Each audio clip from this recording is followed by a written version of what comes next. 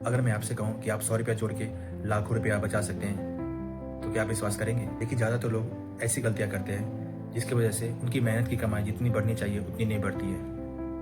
आज 3 मिनट में समझिए एफडी और आरडी में क्या अंतर है और आपके लिए क्या बेहतर है।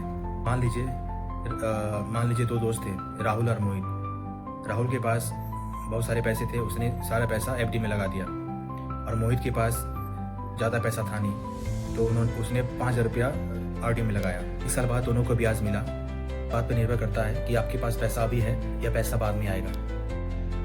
एफडी का मतलब होता है फिक्स डिपॉजिट। एफडी में आपके पास एक लमसम पैसा होना चाहिए और उसमें एक बैंक आपको एक तय समय के लिए उस पैसे को अपने पास फिक्स रखता है और उस पर आपको एक ब्याज देता है। एफडी का मतलब होता है रिकरिंग डिपॉजिट। इसमें एक तय राशि आपको हर महीने जमा करना पड़ता है और इसमें छोटी छोटी आदत से आपकी बचत बनती है और इसमें आपको एक बार में आपको पैसा मिलता है। आरडी सबसे बेहतर नौकरी करने वालों के लिए सही है, स्टूडेंट्स के लिए सही है, या जो घरेलू महिलाएं हैं जिनके पास थोड़ा थोड़ा पैसा होता है, वो अपने पैसे को आरडी के माध्यम से भी इन्वेस्ट कर सकती है।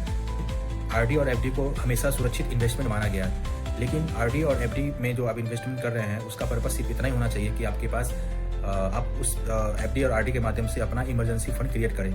उसका पर्पस ये नहीं होना चाहिए कि आप उसको एक लंबा समय के लिए इन्वेस्ट करें, क्योंकि लंबा समय के लिए अगर आप इस पर इन्वेस्ट करते हैं तो इसमें आपका ये नुकसान हो सकता है, क्योंकि आरडी और एफडी में आपको ब्याज कितना मिलता है, 6 से 7% मिलता है, ठीक है ना, और हमारा इन्फ्लेशन भी 7% है। तो अगर आप उसमें अगर लंबा समय के लिए इन्वेस्ट करते हैं तो आपका जो पैसा है ग्रो नहीं होगा, वो इन्फ्लेशन को बीट करेगा, लेकिन आपका पैसा जीरो का जीरो ही रहेगा, उसमें आपको कोई एक्स्ट्रा ब्याज नहीं मिल सकता है। तो उसको आप इमरजेंसी फंड अगर आपको इमरजेंसी फंड अगर आपको बनाना है तो आप उसमें आरडी और एफडी का यूज़ बेहतर तरीके से कर सकते हैं।